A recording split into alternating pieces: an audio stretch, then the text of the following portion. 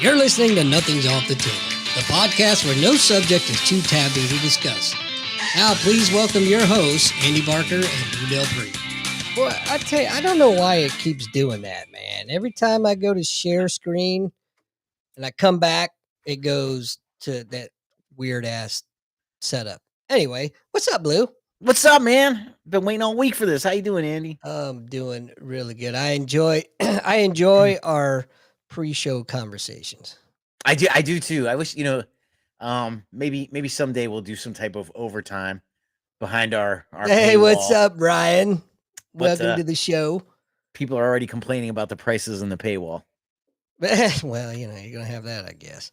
I don't know why they're complaining. We pay for this to bring it to everybody for we pay for it. It's not for free for y'all, but not for us.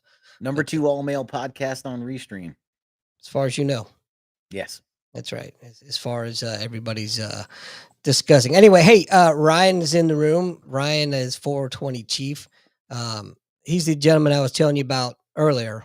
The overlanding, which is kind of right up both of our alleys, actually. 100%. I've been after a sportsmobile for decades. So as far as I'm concerned, Ryan is living the life I want to live. So, we're going to get him on the show too. I'm not going to spoil too much right now because I'm kind of saving it for the later part of the show, our Veterans Helping Veterans segment. But we'll get there eventually for sure. But hey, while it's on the forefront of my brain, because we both know how forgetful we both are. I know you haven't watched it yet, but Skinwalker Ranch 4 is out. And I saw. I binged it. I already binged it. You're done? It's my guilty pleasure, man. I enjoy it. I do enjoy it. Where I'm at right now is I went back to the season 3 recap of everything. Mm-hmm. The end of season 3 had a recap episode. Right. It's available on Hulu. And I watched that just to catch up. And then I was getting ready to settle in for Skinwalker Ranch. But I have a little one at home who hates it. Really? Oh, scared. That's surprising. What up, Vinnie? Scaredy cat. Well, she likes Vinnie. She likes wrestling, but she doesn't like Skinwalker Ranch. She does like wrestling. I took her to wrestling. I told you that. Yeah, I'm just trying to. I don't get it, but whatever. But did I tell you about the first time I showed it to her? Yes, I did. So okay. So I'll tell the audience. So for those of you that don't know, I did try to get my daughter into WWE and it worked. She actually enjoys it and likes it. And if you didn't know, there's actually a lot of Japanese wrestlers. Like there weren't that many Japanese wrestlers. I don't remember back in the 90s. But there's about 6 or 7 that are pretty famous. Pretty like you have Akira Toriyama, which shout out to Akira Toriyama, the Dragon Ball Z writer. He died today at the age of 68, which means that series is now done. According to Japanese tradition, when the author dies, the show is done. It's their work. No one else picks it up. Interesting. Unlike like Peanuts, Charles Schumer or that guy. Yeah, whatever, drew it, and then when he died, people kept it going. That doesn't happen in Japan. But yeah, Akira Toriyama, all these other people. So my daughter's looking at it and she's like, okay, this is interesting. And then I show her a Monday Night Raw. And then for those of you who don't know, my daughter's half Japanese and speaks Japanese. So at this Monday Night Raw, 2 Japanese wrestlers start arguing in Japanese right at the time I turn it on to show it to her. So she's immediately enthralled. Nice. And I'm like, talk about luck, right? Right. I never had WWE Japanese speaking in the middle of the ring on my bingo card in 2023. That's for damn sure. So anyway, hook 'em she gets excited about it. Then the match starts. When the match starts, I forgot she's only 8. She thinks that chair is getting busted over that person's head. She's like, I didn't even Daddy, she hit her with a chair and the referee just let it happen. So I had to like pause. And we had to have a serious conversation that's not really real, but we're going to pretend that it's real. And it was that whole, daddy daughter. Well, lying's okay sometimes, especially when it's the mommy. Right. Dude, I got in fights over that when I was a kid. growing up in the South, anybody saying wrestling was fake, Mhm. that's fighting words. Yeah. Yeah. Ryan says his son just heard Skinwalker Ranch and Dragon Ball C. He's an instant fan. Yeah. Well, hey, we do it all here, you know. We try to cover all the bases. Nothing's off the table if you know what I'm saying there. But That's right. Well, if you can go back and you can look up the clip of John Stossel getting slapped in the face doing a 60 Minutes on wrestling. I mean, he got hit hard. I remember I that. don't know if he sued over that or something, but Who hit him? Do you remember? I don't, but I've watched it recently. He owns it. He talks about it. I wonder if if it was the Macho Man. It was not. It was not. I would have known Macho. Well, it's a shame because I'll break you in half like a little pretzel. I was surprised to see him turn up in Spider-Man. Oh, the Macho Man? Yeah, remember when he turned up in the first Spider-Man, like when they relaunched Spider-Man with Tobey Maguire? He was the bone saw in the beginning. It's the bone saw. Yeah. And then Spider-Man kicked his butt all over the cage, and then got shot by a robber. as you know, I'm not the comic book guy. I watch the movies, but I couldn't tell you anything other than the basic storyline. But no, I hear you. Yeah, but Macho Man was in the first Tobey Maguire Spider-Man. Played the bone saw. It'd be good if they had Jesse the Body. Who was the woman that was with him? Oh my God, I freaking filled some socks over her. Remember that? We talking who was with Macho Man? The woman. Oh man, I gotta Google that. Oh, Macho Man's girl. Yeah, who was Macho Man's girl? When I really I didn't watch Miss Elizabeth. Miss Elizabeth. Oh, that's right. Miss Elizabeth. That's kind of towards the time I was not really. I was kind of getting out of the watching of wrestling phase at that point. Well, we do have a couple years difference. Yeah, true, very true. One or two maybe, but getting back to Ryan, we're going to get him on the show eventually one of these fantastic days. And speaking of, I'm super excited about the 22nd of this month because I'm going to plug our guest.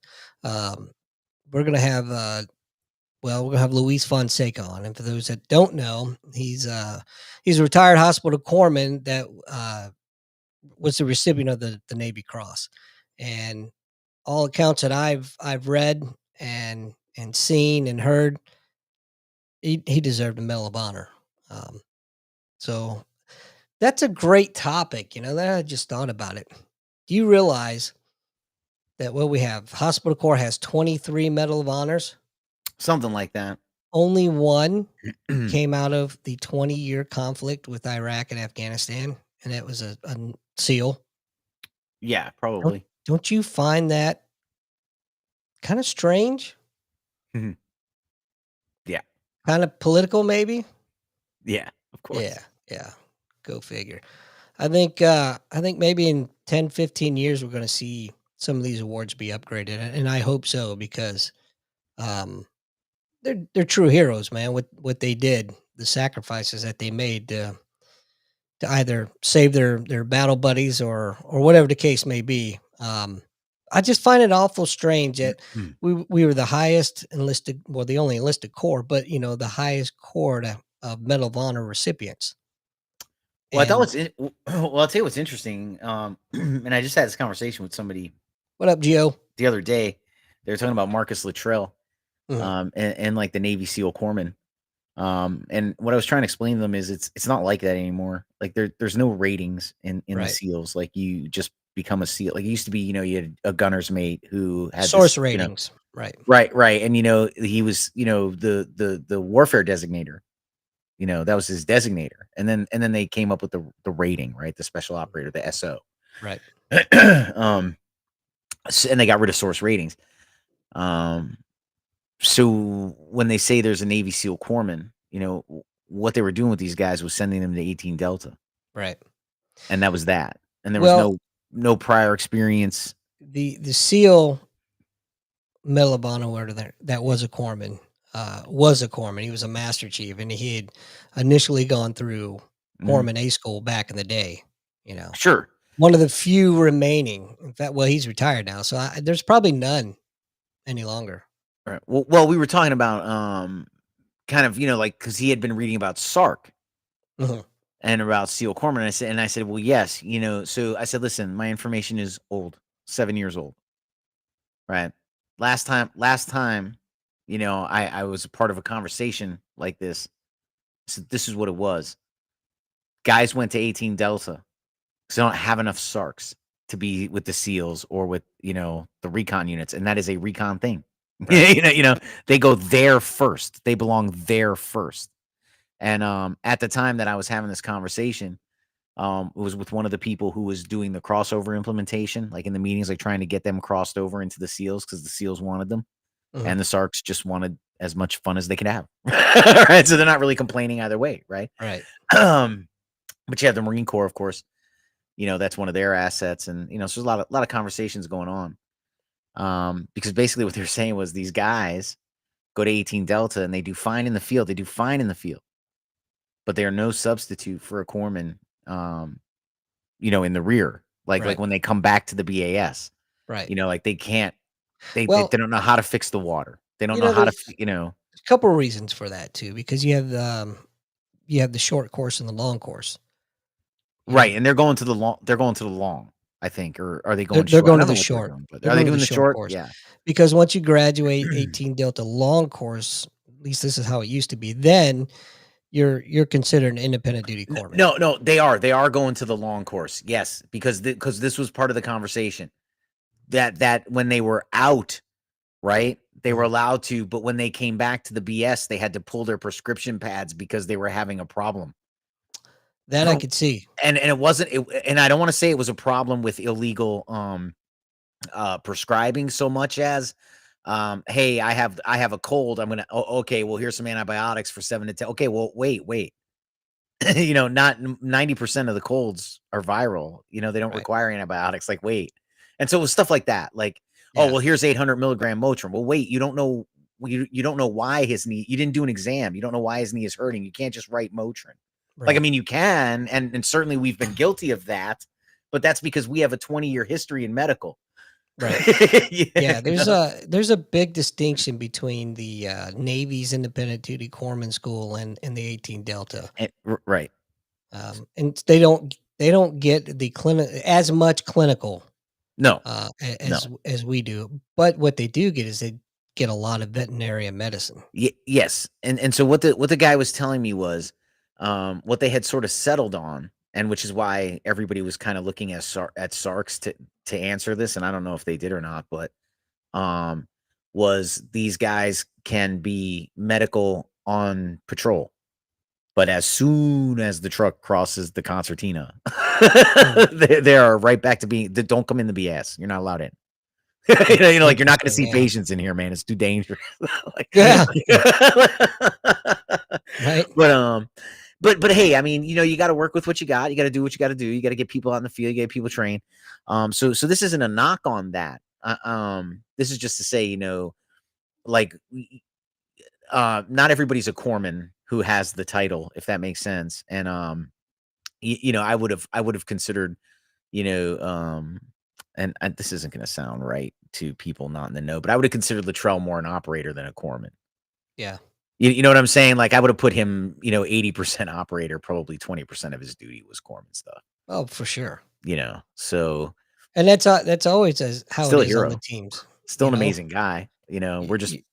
Your source rate was the rate you fell back on for whatever. So yeah, it's different in the teams. You're an operator first, and then whatever. But there was probably a very valid reason why we brought that up, and I have no idea what it is. But we're just talking about, like, distinctions, I think.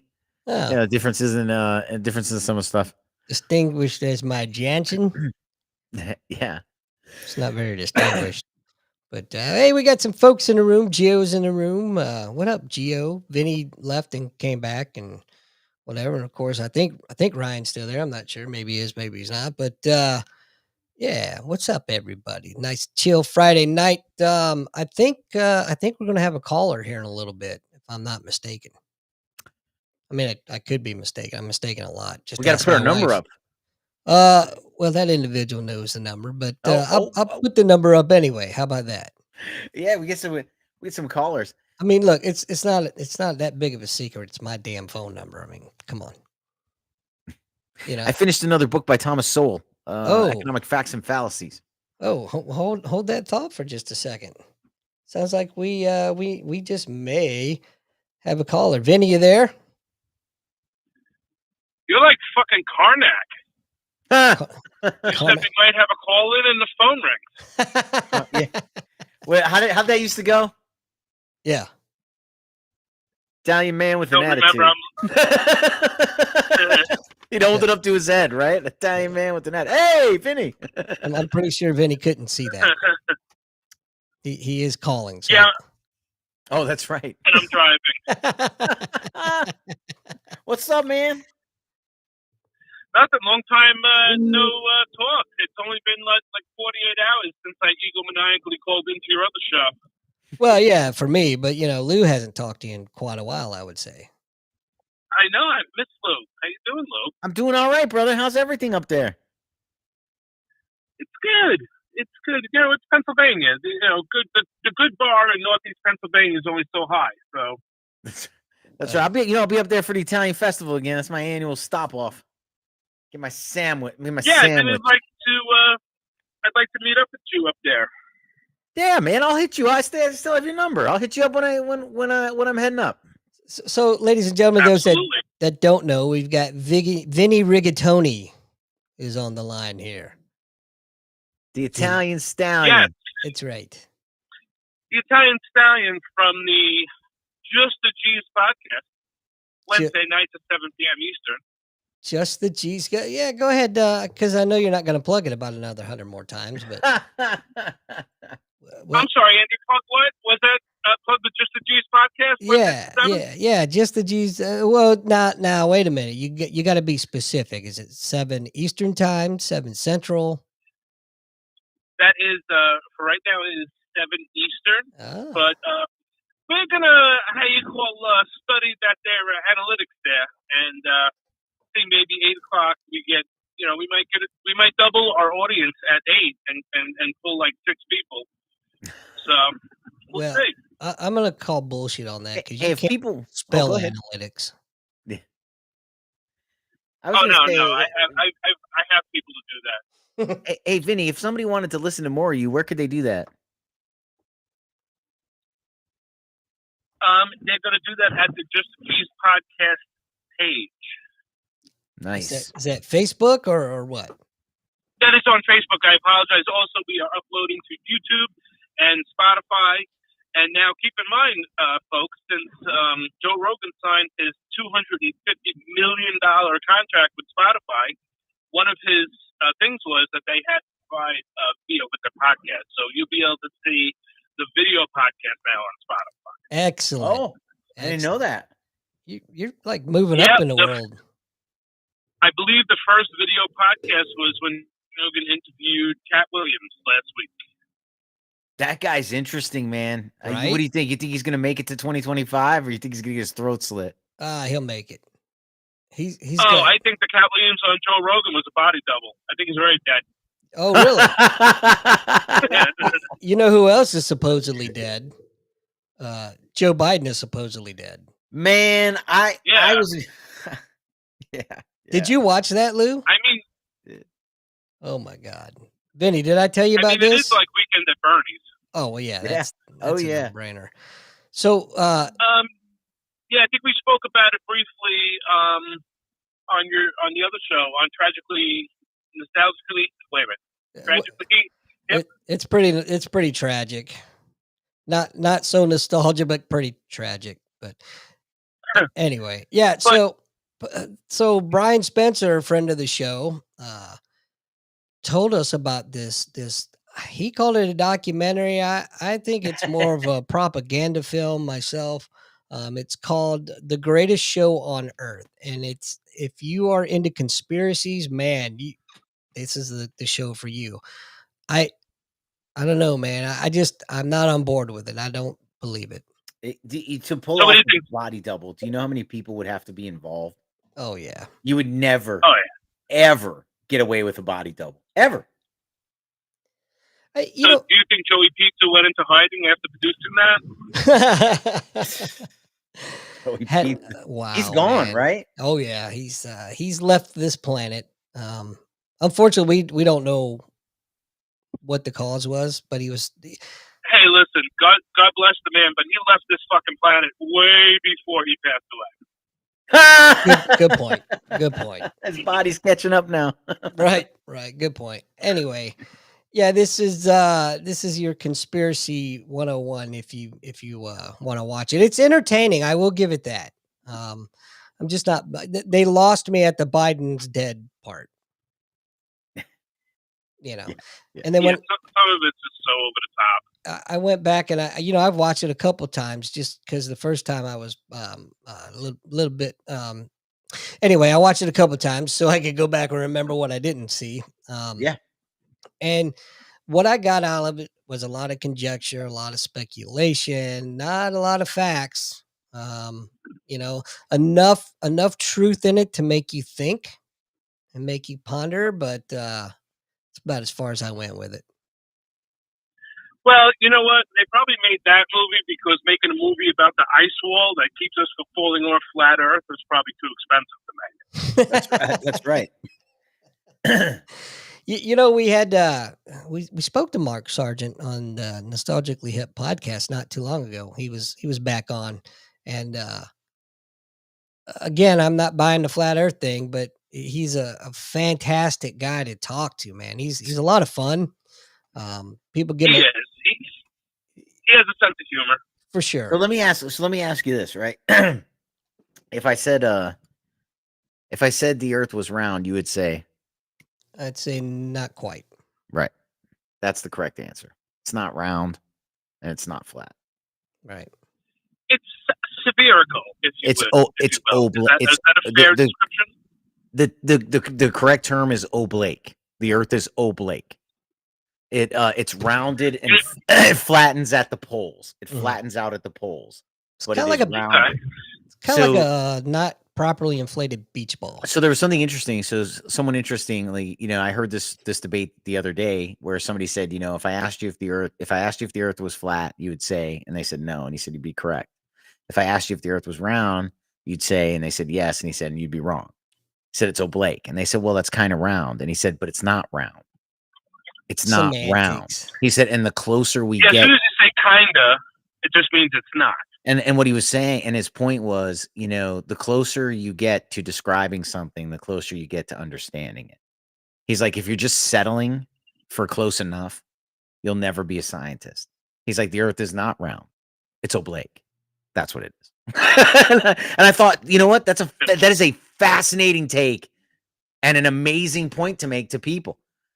Well, we have to use correct terminology, and we have to agree on what the terminology means, which is why it is important to know what a woman is. To that, I would respond with what my dad used to tell me all the time when I would piss him on. He said, well, the world needs ditch diggers too. Carl Mattis used to tell us all the time, when I go to Burger King, I need it my way. Get out. Get out. I need people like you at Burger King. When I go, I want it my way, and I don't want to wait. That's hilarious.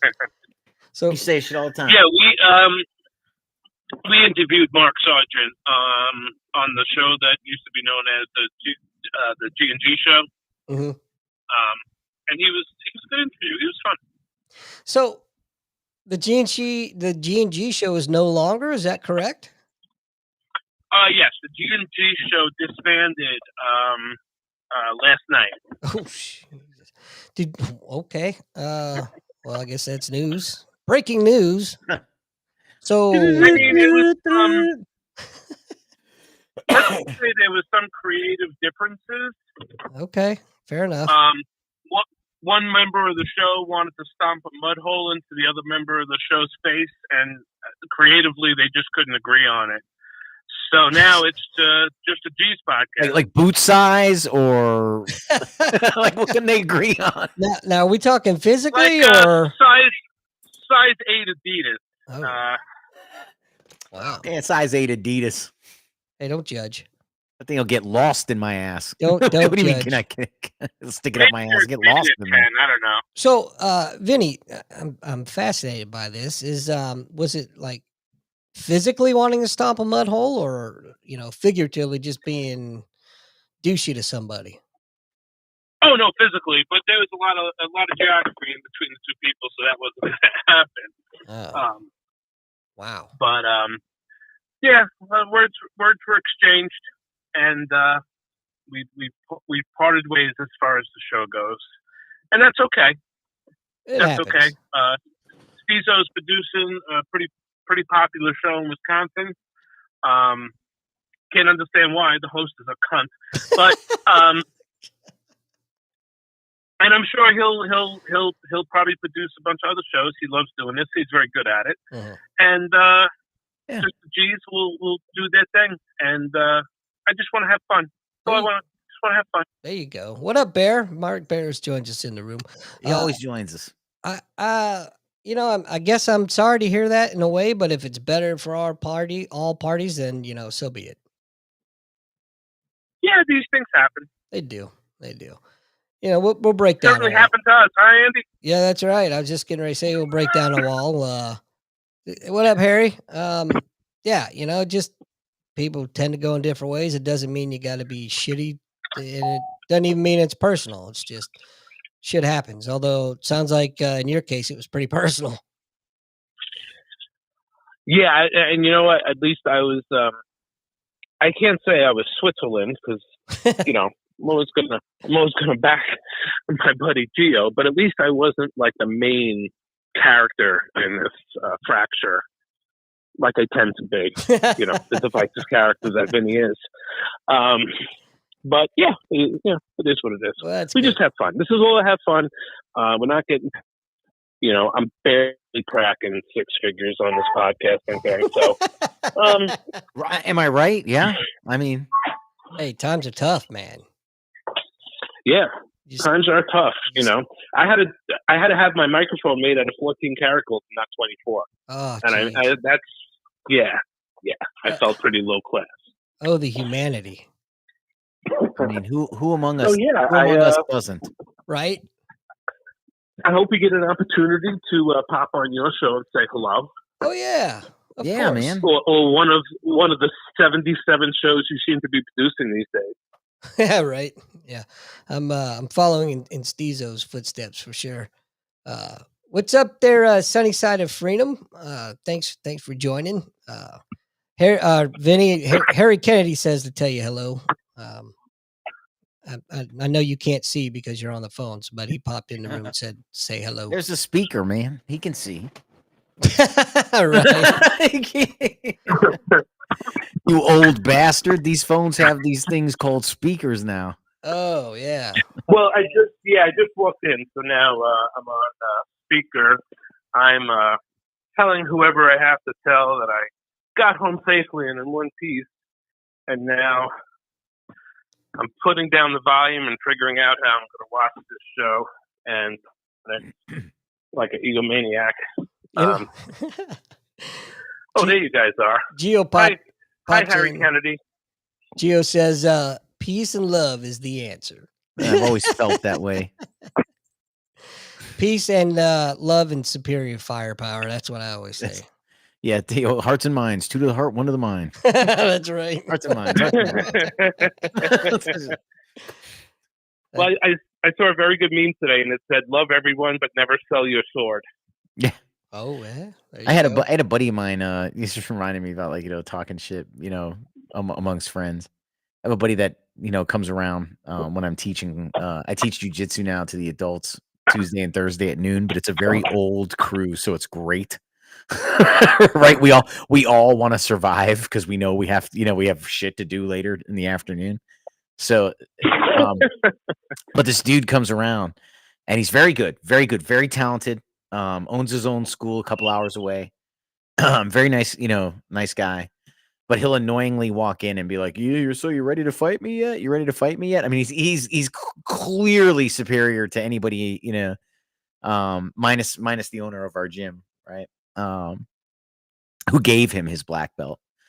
And I knew he was going to say it, and I prepared for it. And he came in, of course, when I had a bunch of students. He's like, "So, you feeling confident against me in the mats?" And I said, "I feel about as confident with you on the mats as you should against me in a gunfight."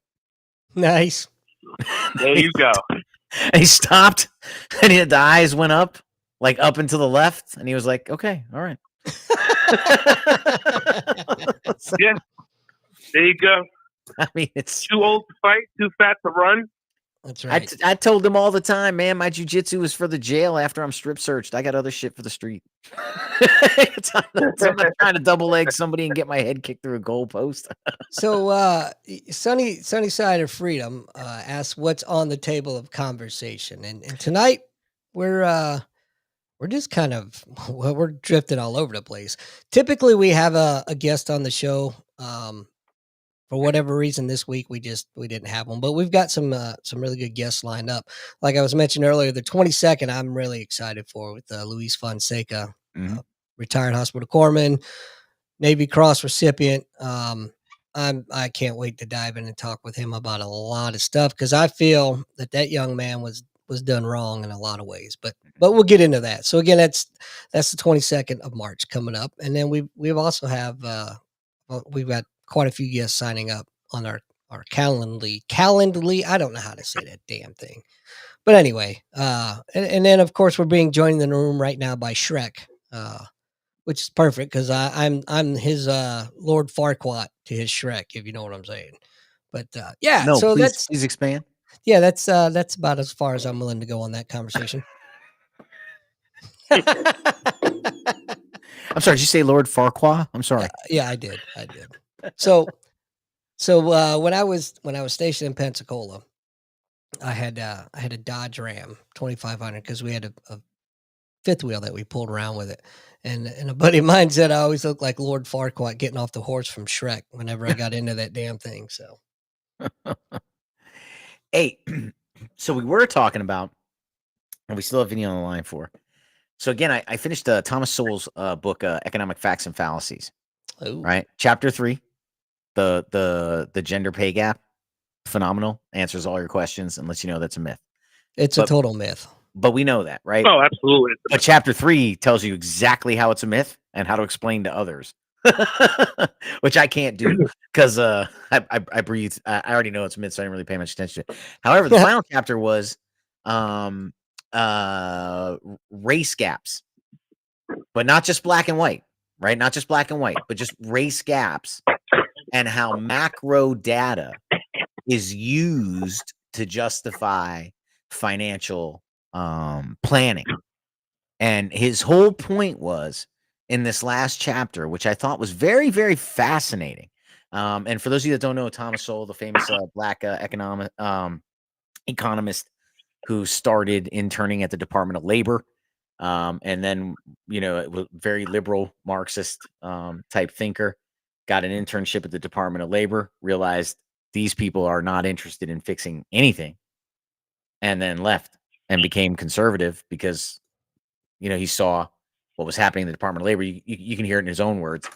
But he's written several books. The best one I'll recommend to anybody is Basic Economics.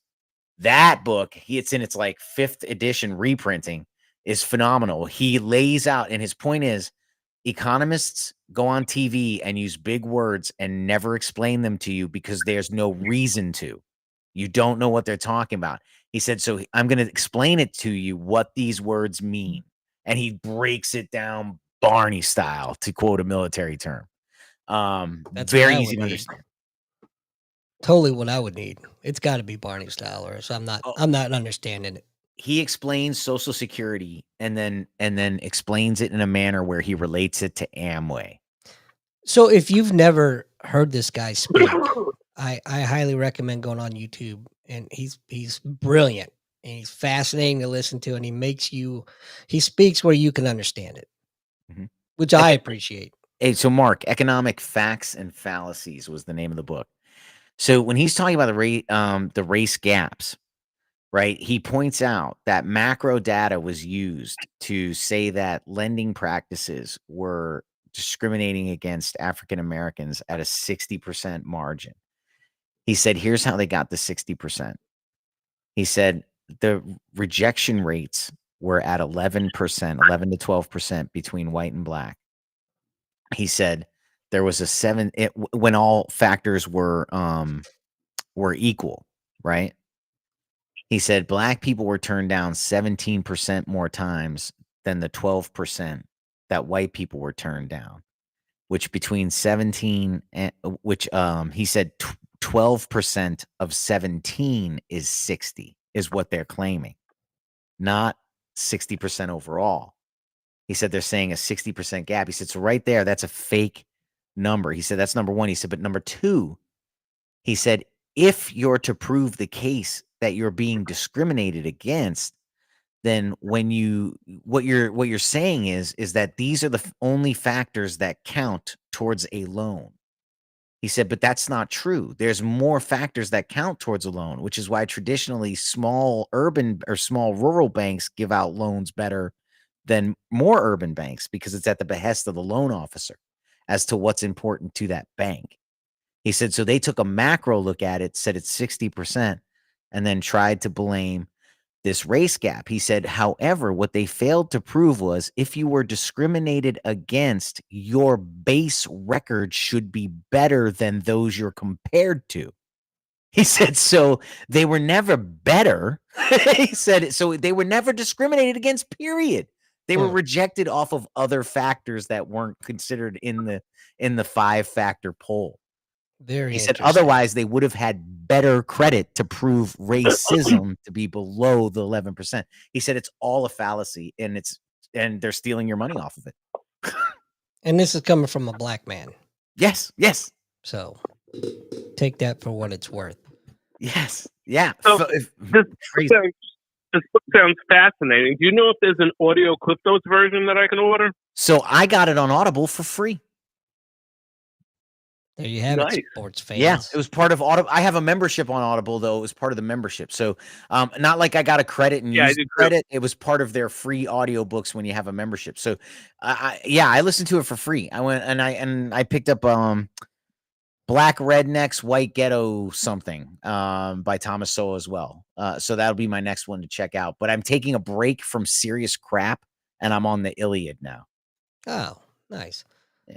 Nice. Vinny, I joined Audible and then I racked up a bunch of credits, and then I've recently bought a bunch of books that I'll probably fall asleep while listening to and never retain any of it. No. Osmosis. Hey, Vinny, can you see Harry's comment in the room? Let me see. Maybe in the meantime, just so I don't give you dead air, you can read it to me. I have you up on my iPad, but I wandered away for a moment. Oh, I see. No problem. So the Audible. What I was going to say about Audible and books, Vinny, if you're listening, and to anybody else who's listening, is, I was reading a lot of books, and I started Audible, and I started listening to books, and I got to thinking, like, am I retaining as much listening as I do reading? And what I realized is, even reading, like, I in the military, we PCS a lot, and I unbox stuff, and I'm like, holy shit, forgot about this, forgot about that. I come across books that I completely forgot I read. So I'm only retaining 30 to 40% of what I'm reading anyway. And with the audio, I just said, you know what? Even though I'm only catching about 30 to 40% of the audio, it's the same. So I just let it play. Like you're saying, like, I'll probably fall asleep to it every night. I set it for 40 minutes, and I set a 40-minute sleep timer to stop at 40 minutes. So I never miss, like, if I accidentally fall asleep. But, in the car. Yeah, missing too much. That's pretty much what I do. But I think a 40% retention rate is pretty damn good. You probably do, Vinny, and you don't realize it. That's the thing, we retain the things we're interested in. I just happen to be interested in a lot of stuff, but my interest is fleeting. You can ask Andy. I don't know how many times I told him I'm going to write 1,000 books. My interests are fleeting, but when it catches my interest, I dive in, That probably explains why I could tell you every category on Pornhub. Yeah. Hey, BBW Vinny, old Asians. Harry says, I'm still driving that 1998 Lincoln Town Car edition, Cartier edition, 52,000 original miles. Viva Las Vegas, baby. Nice. That thing's got a crushed red velvet couch as a front seat. and it's got them little doily thingies hanging down from the fucking by the windshield. You know what I'm talking about? That's the car, Vinny, when you're on 81 going north. You're like, come on over. Cut me off in your Prius. Come on. Yeah. Exactly. Don't even use your blinker. Go ahead. Come on, sweetheart. Come over. That's a tank. Trunk. I'll drop you off. I'm pretty sure Harry had to go to Army tank school to get his license to drive that damn thing. Just saying. Right? That thing's a beast, man. Sonny. All right. So I just found out we're calling Sunny Side. Sonny. What up, Sonny? I'm a not so quick learner. It happens. That's okay. It does happen. So yeah, we definitely want to get you and Gio on the show and at some point. And who? Gio. Oh, Gio. Oh yeah. Okay. Yeah, I guess he can come on. Yeah. Hey, look who just jumped in the room. Do you know that guy? I do. Do you know him? Do we know him? I know Dr. B. Oh, he's a doctor now, huh? I know Dr. B. Hey, what up? Look at you go. Better call me Steph Sergeant, but I know Dr. B. He's been doing some good stuff. He's been running the school up there, the program, I think, right? Which program? One of the master's programs for admin bubbas. Oh, no kidding. Yeah, and I've been doing pretty good, man. I mean, so I've been following him on LinkedIn. I try to give him a thumbs up every now and then. You know, nice. I mean, you can reciprocate every now and then, but yeah, what's up, man? Well, he's a doctor now, so that's right. He's above us. We're just that's right. Just like Dr. Joe Biden, the greatest doctor in the world. What's he a doctor of? There you go. That's what it is. He's running the Master of Health Administration and Policy, but they're doing some really cool stuff. I mean, if you check him out on LinkedIn, Bancourt, Christian Bancourt, check him out on LinkedIn. You can see what the Navy's doing there on those master programs and health administration. It's really cool stuff. I mean, he said some admirals come by, programs, studies, the data you're collecting, the stuff you're doing. I mean, really, really interesting stuff, man. Is he a fucking admiral yet? No, but it's good. Good things to watch, good things to look at. I mean, I always try to. I try to stay positive and look at the bright side of the military when I see drag commercials and shit. But then I see people out there actually doing stuff. I'm like, man, there we go. Thank you for the sanity, Christian. When you do make admiral, don't forget us little fucking people. That's all. That's right. I was. You can tell people, hey, when I say to all the little people, that's you. Yeah, that's right. So just to make sure I understand, when you say little people, no, we're not referring to you. Does that mean that when Lou is sitting on your shoulders, you guys still don't make 6 foot? That's hurtful, pal. Man, I'm only like 5'8". That's fucking hurtful, man. Actually, the truth is I'm 5'7", man. I've just said 5'8" for the Navy for the longest time. I keep forgetting. It just comes out now. I'm like, I'm 5'8". Wait a minute. Well, Christian in the room says he will reciprocate, and all I'm going to say he's a good dude. That's what I heard about him. You know what I'm saying? He told me a story. About being in right when he was an enlisted corpsman with the Marines. And he introduced his staff sergeant to his wife. Like, they were at some like ball or something. He's like, this is my wife, Mm-hmm. And he's like, I'm staff sergeant. What? Like, you got something like that. So he goes, she'll remember. He goes, when you meet her, she's coming to pick. We were outside the I don't know where we were. He's like, just introduce yourself as chief. Like, just become chief. Like something like that. Right? So we do it, right? And she doesn't get it at first and is looking at me like, all right, douche, where's my right? Where's my out? But he was right there. He's like, oh, do you remember? And then she laughed. She got it. We had a good time laughing. But there was 1 second where she's like, what's wrong with this guy? I bet if you would have said staff sergeant, she would have. Yeah. And maybe I did do that, but I was wearing a chief uniform and that kind of threw it off, But I just remember it was pretty funny, man. And I mean, you got to think typical guy thing, oh, my wife's gonna love this. It's gonna be hilarious. And then how many times does it go wrong and you're left looking dumb? You're like, every time. Hey, for what it's worth, man, I'm proud of you, Christian. Keep on doing good things, brother. Oh, for sure. Loved our time together, man. Loved our time together. Need people like you because they sure as fuck don't want people like me. But That's besides the point. I don't know. I don't know how that was touching. Well, truth hurts. Sometimes it's very soothing, if you will. But man, I don't know how I survived Japan, dude. I really don't. Anyway, we won't go down that road. But hey, you know what? No, hey. We're gonna go a little bit early tonight. It's that time, ladies and gentlemen, for our Veterans Helping Veterans segment. And the organization I'm going to highlight tonight is not necessarily a veterans organization, although it is. And the group is called the Paladins Network. And these are a bunch of guys that have gotten some like-minded veterans that have podcasts. They get together and they've created a network for veteran podcasters. And so I'd like to give them a big shout out. And who knows, maybe one day we'll be a part of that network. But anyway, very cool. They've got some good shows on there. Check them out. You can find them on the net and on that, what do they call that thing? That World Wide Web, on the interwebs. www. Yeah, like George. Those who know will know. What is it? Wingalosic with the hemowig? I would ask you to speak English on this show, sir. I don't know what the hell you're saying. Yeah, thank God for Al Gore. None of this. It was the Order of the Arrow, the WW, the Order of the Arrow. I can't remember. It's like Wing Mok Tang Ding, Wingalosic with the hemaway. That's what it is. Hey, you do it and you'll clean it up. All right. That's all right. I'm gonna say about that. But anyway, yeah. So check them out. Have some fun with the shows, and we're proud to give them the big shout out here. Yeah. All right then. All right, boys. I'm gonna let you do your thing. Thank you so much for allowing me to call in. It was very gracious of you. Vinny, we're going to schedule it next time. For shizzle. Yeah, definitely. Lou, it was great hearing from you, Lou. Yeah. I always enjoyed our time together. I will hit you up this Labor Day, my friend. Gate. That's all. Thank you. And I don't know if I mentioned this, but I'm involved in a new podcast.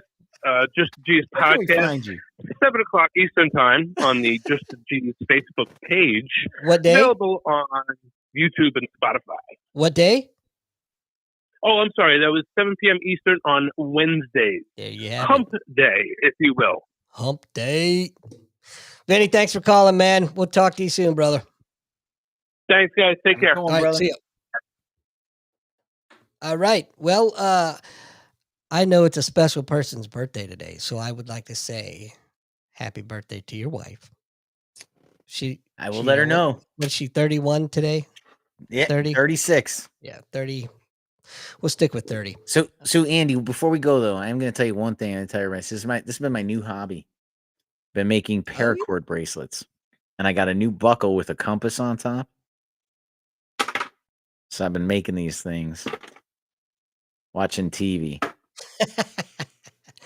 Handing them out at the gas station. I'm like the creepy guy with paracord bracelets. Like, you guys want these? But it's been fun. And they take it just because they feel sorry for you. Yeah. I mean, it's a great thing you're doing out there. Keep it up. You know what I mean? Yeah, but it's been fun. Yeah. I learned how to do I learned a thing. You need to start doing some monkey's fists and things like that. You know what I'm talking about? No, I do. You should. I was on the Constitution. I'm a square-rigged sailor. I even got my certificate. That's what I was going to tell you, man. I'll tell you this last story, and then we'll get out of here. So I went down to the buoy tender yesterday. My neighbor is a Master Chief in the Coast Guard, so he's the OIC of the Coast Guard cutter. Oh, geez, man, I can't believe Eagle? Gasconade. Oh, no, it's a river buoy tender. And so here's the cool thing, man. My dad, retired Coast Guard. The really cool thing about my neighbor is that he's the OIC of my dad's first ship. So my dad was on that ship. Yeah. So I went down there yesterday and checking it out and whatnot. And I think I told you I joined the Coast Guard Auxiliary. And the reason I did it so I can legally get underway with him. So we're going to get underway soon. Nice. I didn't know that. That's awesome. It's crazy, man. It's a small ship. Yeah. Smaller than the submarine. Yeah. They say we do everything you do, only I forget what the kid said. He had like a saying. It was like a saying, like, yeah, we do everything you do, except only, with 50 feet or something. I don't remember. It was something dumb and gay, like the Coast Guard. Right. You're gonna have that, They're good. They're good people, man. I've always thought the Coast Guard job is. I'll be honest with you, and I don't want to go down any rabbit holes because I do have to celebrate my wife's birthday, but I always thought their job was a little bit harder than the Navy, and I'll just say only because when you deal with American citizens and your ship is fucking white, yeah, coming down the intercoastal methamphetamine, AK having waterways, gator bait, I mean, I've heard some horror stories, man. And up in Alaska, they say they find themselves in effigy hung on buoys all the time, like Coast Guard uniform, like straw people hung on the buoy. I believe like it. Stay out of here all the time. I believe it. Yeah, they're smaller than the New York City Police Department, so they work hard, especially those. From what I understand, the riverboat life is some of the toughest but most rewarding job in the Coast Guard. That's got to be dangerous. Yeah, it's fascinating. So once I get underway with them and come back, I'll be sure to tell you all about it. But anyway, make sure to give your wife a big happy birthday hug from me, and we'll do. And go celebrate. I'll let you take us out. Any last words?